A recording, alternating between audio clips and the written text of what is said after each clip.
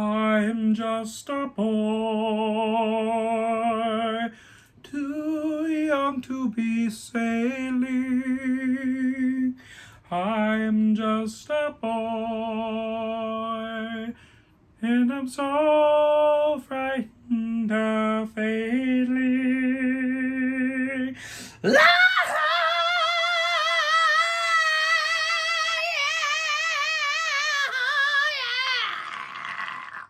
Ladies and gentlemen, welcome to yet another exciting, titillating, orgasmic edition of Radical Rockin' Record Reviews. And I'm your host, Wild Ride bassist Mick Watkins. That's Wild Ride. W-Y-L-D-R-Y-D-E. Wild Ride bassist Mick Watkins, otherwise known as Dick Twatkins.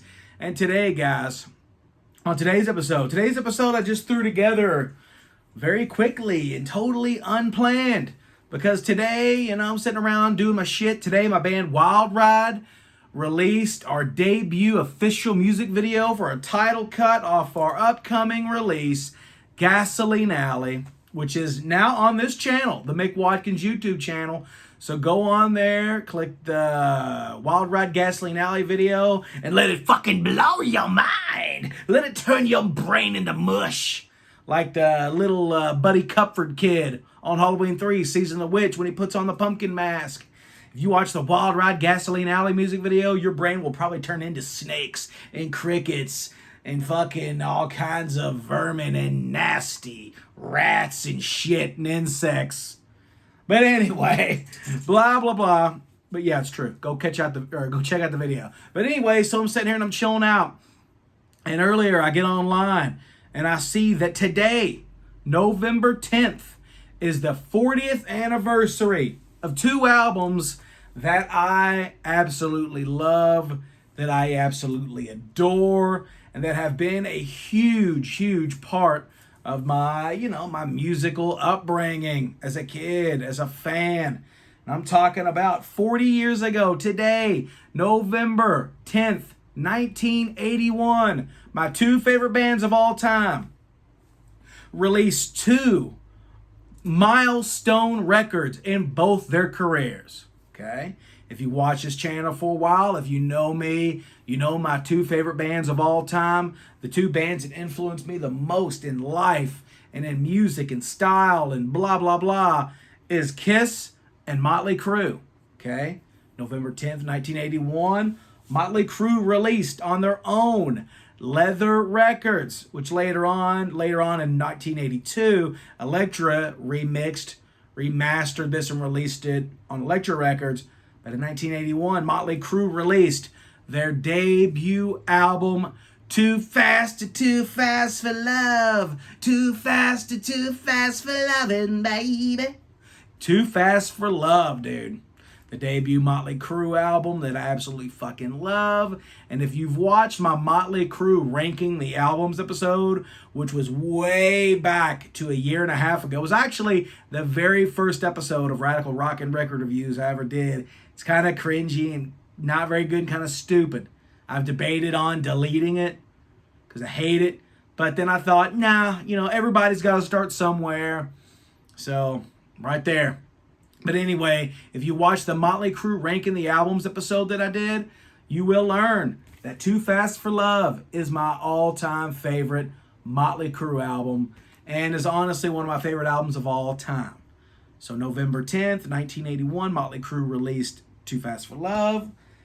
And on the other side of the spectrum, Kiss, my all-time favorite band, released music from The Elder.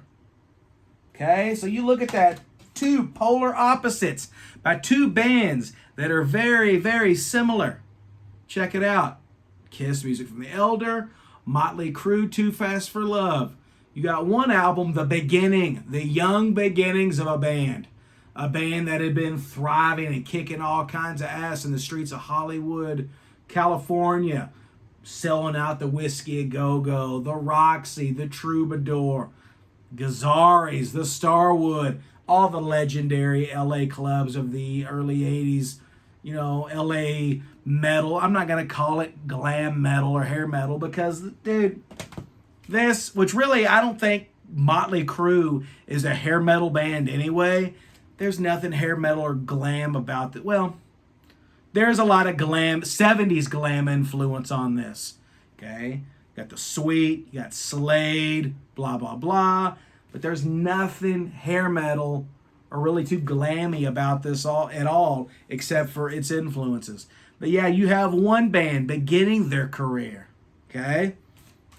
You got another band whose career is almost fucking dead and is completely being flushed down the shitter. All right? So let's take it to music from the Elder, okay? This was Kiss. You know, everybody knows the Kiss story. Everybody knows the Kiss story. But let's kind of review it a little bit, okay? So we know that, you know, the first three Kiss releases come out. Kiss, Hotter Than Hell, Dressed to Kill. Then Alive comes out. The band blows up. The band releases Destroyer, Rock and Roll Over, Love Gun. They're fucking huge. The biggest band of the late 70s. Kiss is everywhere. Then they release Alive 2. Shit gets bigger. Merchandise starts to take over. Drug addiction, alcohol addiction, fame, egos start to set in. The cracks start to set into Kiss. Then, and you know, Kiss releases, which probably wasn't a good idea at all. Kiss releases the solo albums. Gene, Paul, Ace, and Peter release solo albums. Then Kiss puts out Kiss Meets the Phantom of the Park, which totally alienated a lot of the hardcore original Kiss Army members of the early years. Then, you know, Kiss releases Dynasty, an album that I absolutely love, but, you know, it is a little poppier than the first, you know, 7 albums. First 6 albums, really, because, honestly, to my ears, when you listen to Love Gun, you can hear a little bit of the Dynasty influence kind of seeping in, because Love Gun, Kiss started getting a little bit poppier, like Tomorrow and Tonight. Then She Kissed Me. And then even on Double Platinum, they did Strutter 78. Was it Strutter 78? Yeah. So you know what? The transition from Love Gun to Dynasty, and even hearing Peter's solo album, a lot of the dance, R&B, funk kind of shit. So that transition from Love Gun to Dynasty shouldn't have been that shocking, really. So then Dynasty comes out, completely splits the Kiss Army in half. You got a lot of fans that love Dynasty. You got a lot of fans that fucking despise it and think Kiss sold out. Then a year later, Kiss releases Unmasked, which is even more poppier and sugary, disco, R&B, new wave influence than Dynasty. Unmasked is. And that totally just tanks here in the U.S., Kiss can't tour here in the U.S. They got to go overseas to Australia and New Zealand and parts of Europe and shit to tour.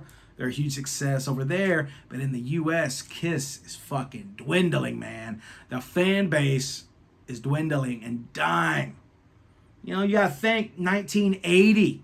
You know, a lot of the fans of Kiss back then, the OG original fans of Kiss, who were kind of turned off by, you know, all the kiddie merchandise, Phantom of the Park, the solo albums, Dynasty, Unmasked. They found new heroes in Van Halen, Judas Priest, fucking Iron Maiden, Def Leppard, all kinds of bands. AC/DC released Highway to Hell.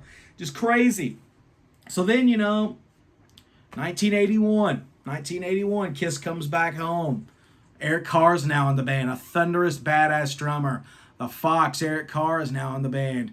And, you know, Kiss is like, you know, dude, we got to put a heavy, hard rock, heavy metal album out to save our asses.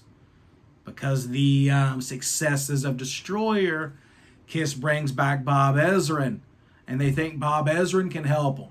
You know, and I know one song that was recorded during those sessions, which I think, you know, Partners in Crime was, Nowhere to Run, Down on Your Knees, I'm a Legend Tonight. A lot of the songs from the Killers compilation, I think, were recorded in the early stages of The Elder, maybe.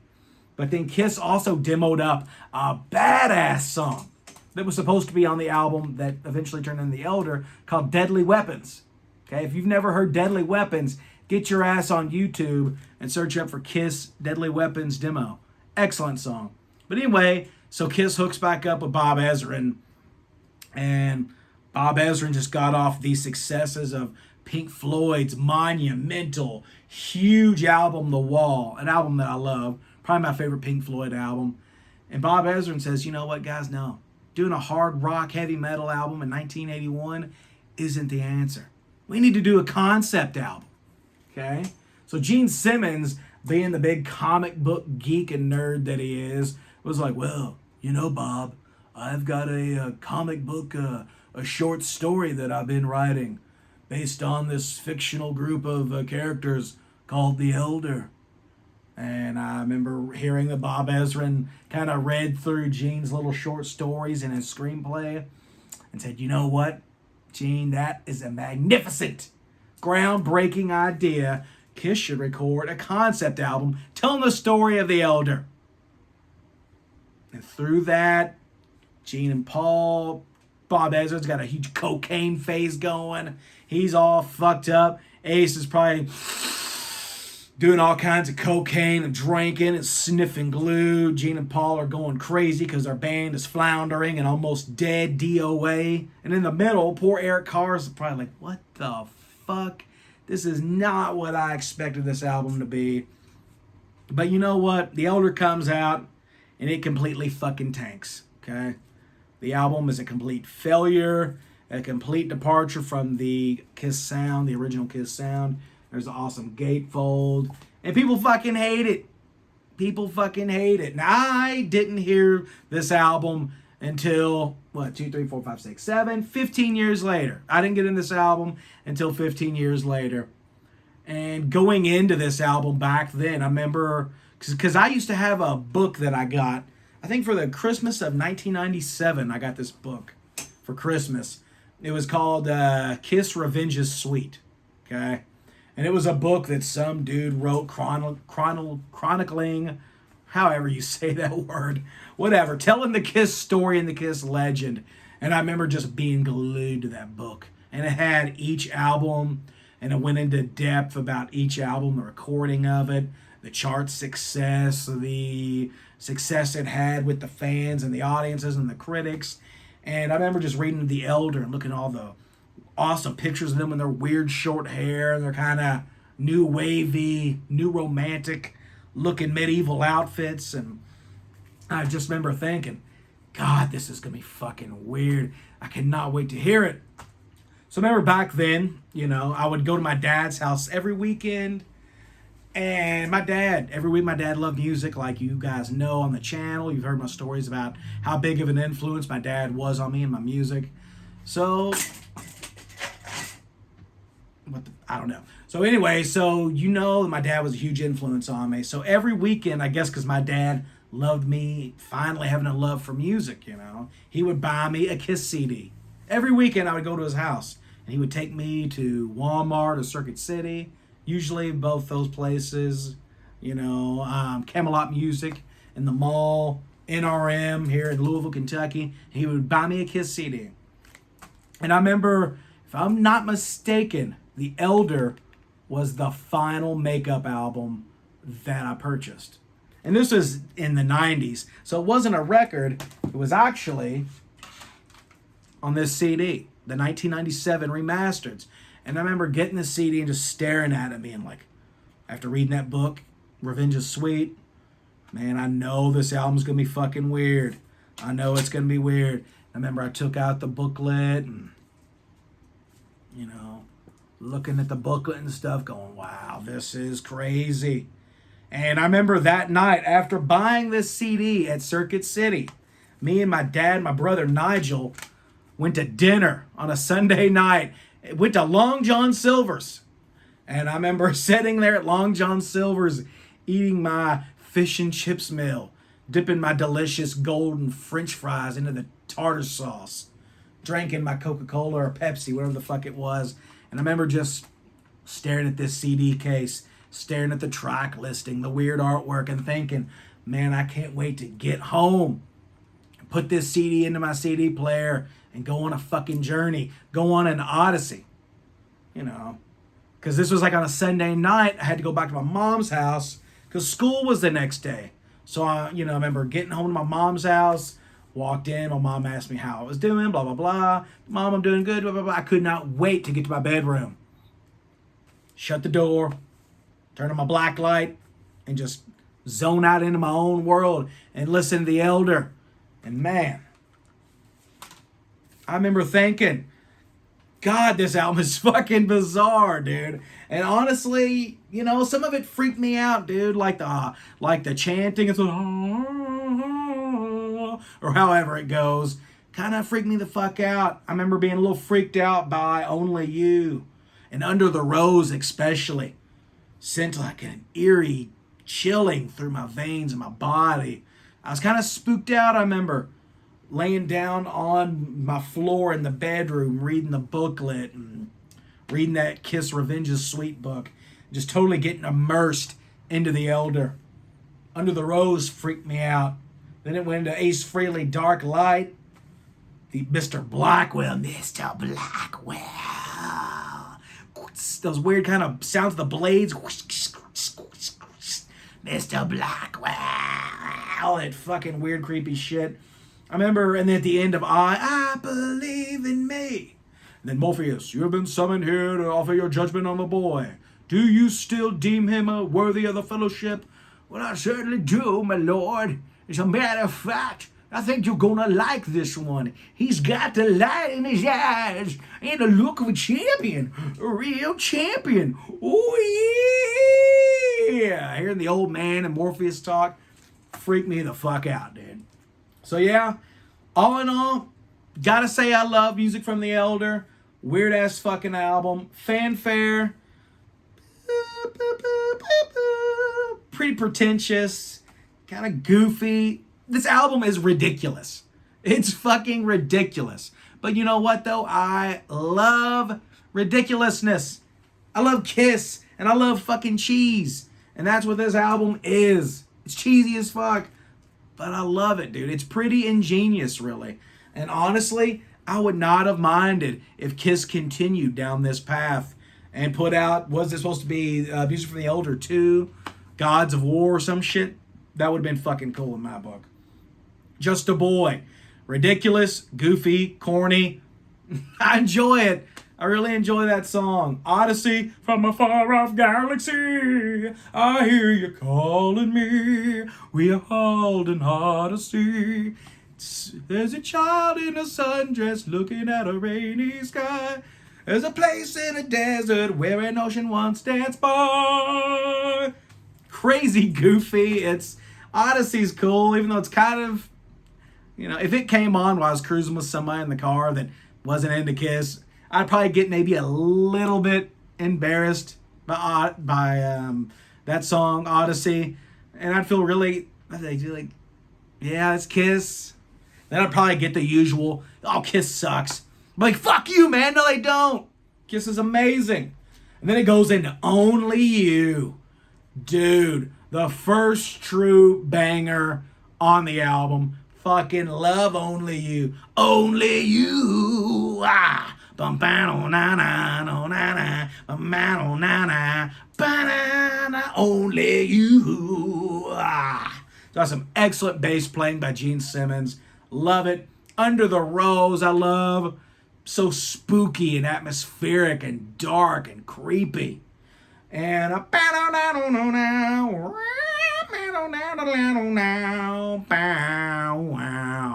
wow, wow, wow, wow, now, wow, wow, wow. Under the Rose, featuring one of my favorite Ace Frehley guitar solos. And let me tell you this. There's a lot of debate with people saying Under the Rose is not Ace playing lead guitar. It's Paul Stanley.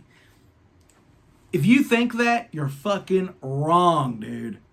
If you want to hear Paul Stanley play lead guitar, listen to that little bit of, with the first lead line of I Want You. from Rock and Roll Over. That's Paul Stanley. If you want to hear Paul Stanley playing lead, listen to him on Odyssey. If you want to hear Paul Stanley's lead style, that's him on A World Without Heroes. Under the Rose is totally Ace. All right? You can tell by the way that Ace attacks, his hammer-ons, his picking style, the echoplex effects that he uses in that. As signature Ace on his solo one, Shock Me, Rocket Ride, couple others. Under the Rose is totally Ace. If you play guitar, you know better. It's not Paul Stanley. Paul Stanley isn't that much of a creative lead guitar player, okay? He's not. You want to hear Paul Stanley play lead? Sure know something. That's Paul. Good stuff. Paul's a good lead player, but he ain't fucking Ace Frehley. Speaking of Ace Frehley, Dark Light. Love it. Once again, another one of Ace Frehley's best solos. Look out, because there's something wrong, and you don't know what it is. Awesome, cool vocals by Ace, and the lyrics are co-written by, I think probably Lou Reed wrote all the fucking lyrics, and Ace just sang it. Love Dark Light. Excellent stuff. World Without Heroes is classic. The Oath. Heavy, early 80s heavy metal Kiss. Okay? If you ever wanted to know what Kiss would have sounded like, maybe being a new wave of British heavy metal band, look no further than The Oath. Like a blade, what's it saying? Like the flame? I don't know what the fuck. Never mind, I'm not going to try to recite the lyrics. You know what I'm talking about. The Oath is amazing. Love it. Only thing that it lacks, really, like what Ace did on the Fridays performance, is it kind of lacks a little bit of Ace Frehley lead guitar, because even though a lot of Ace's leads were cut on this album from Bob Ezrin, I don't know why, but this is some of Ace's fucking most stellar lead guitar work. Ace claims that he has the demos and all the tracks of his lead work that was cut. Hopefully one of these days we can hear that. Come on, Ace. Bring it out of the vaults. Monarch Records, E1 Entertainment, bring it out. Mr. Blackwell, like I said, kind of the Elders, kind of demonic Demon Gene song, kind of like God of Thunder or like Almost Human or something. Excellent creepy song. Used to freak me the fuck out. Escape from the Island. Awesome instrumental that features Ace on it. Ace, Eric Carr, and Bob Ezrin's thrashing around on the bass. Tell you what, Bob Ezrin on Escape from the Island, awesome bass playing. I love it. Matter of fact, I would love to learn that. Maybe jam it out at Wild Ride Band rehearsal. And the album ends with I. Love it. Cheesy, corny, goofy, yes. But I believe in me. Lyrics that you can really take to heart. You know what? Through all the bullshit that life throws at you and hands at you, dude, just believe in yourself. And you be you. Live your best life. That's one thing I've learned from Kiss, honestly. You know, just don't worry about the naysayers. Don't worry about the trends and the people that cut you down, that talk shit about you. Just believe in yourself. You be you. And, dude, everything will be all right. Be true to yourself. Kiss taught me that. The Elder taught me that. I taught me that. So, yeah, good album, man. Is it perfect? No. But the good songs on this album are pretty freaking killer. Good album. Perfect album to listen to around Halloween. And my son, he's scared to death of this album. Grayson, my son, does not like listening to this album. Like the chanting and stuff at the beginning, and the Morpheus and the old geezer at the end. It always freaks out my son Grayson. He's always like, I don't want to listen to the Elder, Dad. And I'm like, oh yeah, we're going to turn on the Elder. Yeah, anyway, I love it. So then you go into the next album. The debut album by Motley fucking Crue, dude. Motley Crue, Too Fast for Love. Excellent album. Motley Crue, you know, usually on all their albums, Motley has released 9 studio albums. No Motley Crue albums sound alike, okay? They always sound different. They have different influences. They all have different logos. The band always has a different image. And this album is no different, you know. I mean, this album, if I had to sum up Too Fast for Love, my favorite Motley Crue record, you know. I mean, you listen to it, you know, and you definitely hear that late 70s, early 80s British British metal sound. I hear lots of Judas Priest. I hear lots of Judas Priest in songs like, Live Wire, Piece of Your Action, maybe. Take Me to the Top, definitely. So there's a lot of British metal in there. A little Judas Priest, kind of that style. Then you also hear lots of Cheap Trick. Lots of Cheap Trick influence, Cheap Trick from maybe like In Color and Heaven Tonight.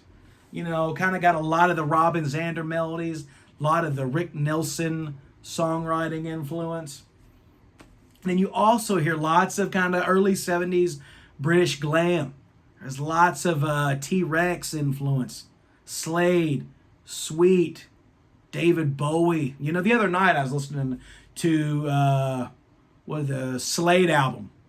Was it Give Us a Wink, I think? I think that's what it's called. And man, I listened to that album just chilling out. And I was like, holy shit.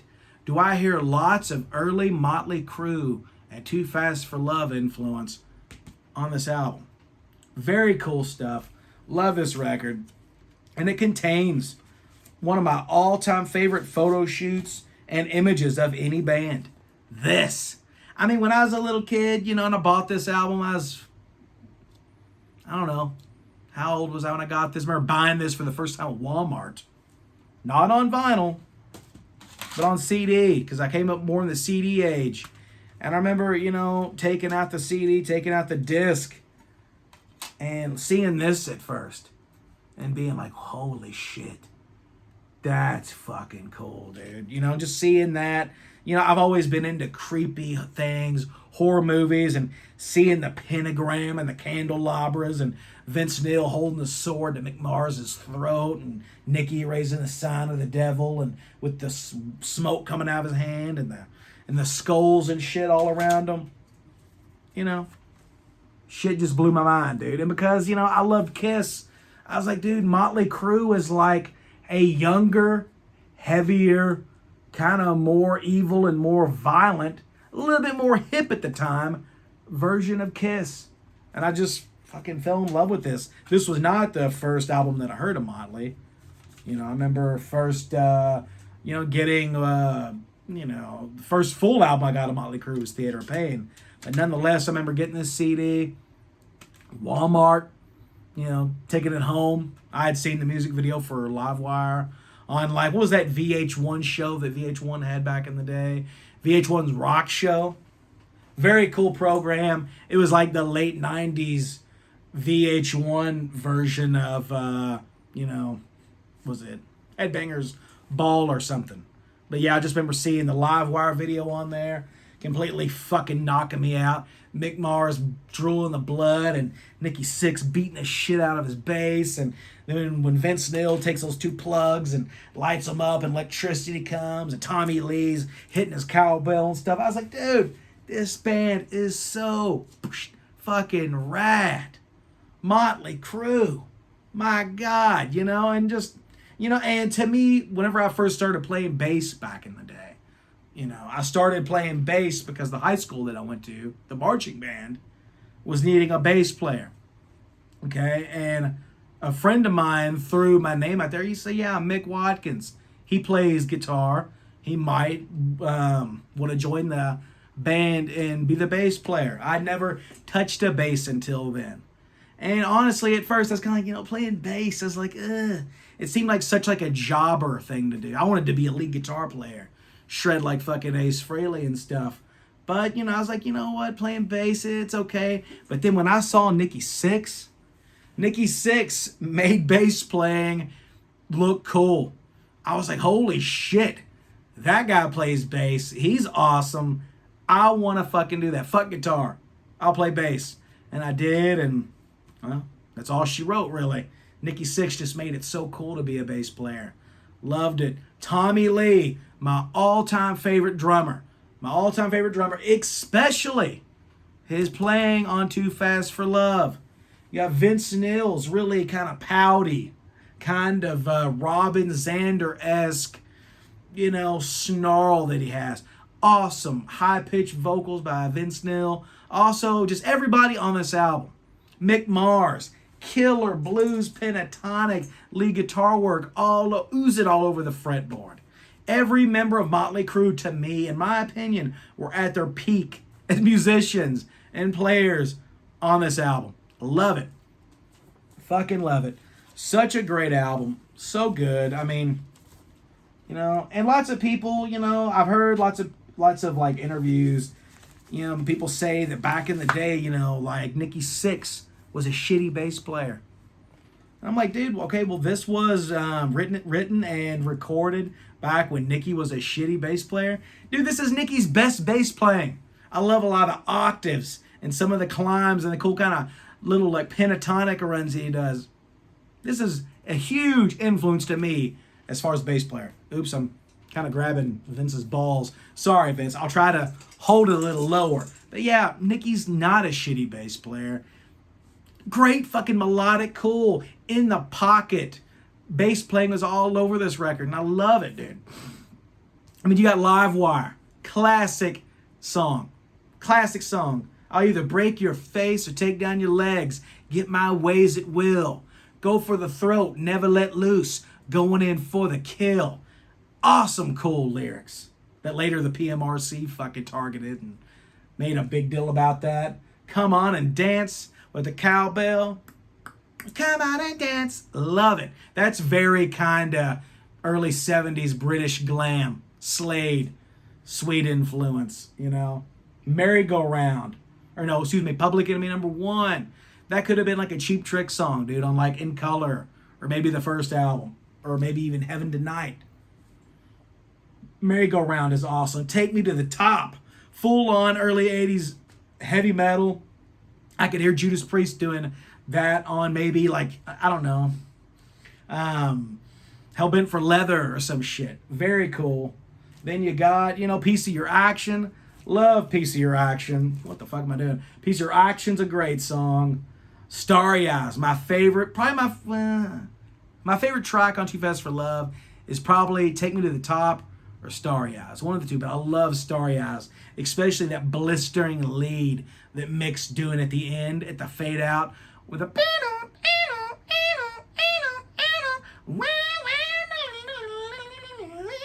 love that shit, dude. Amazing.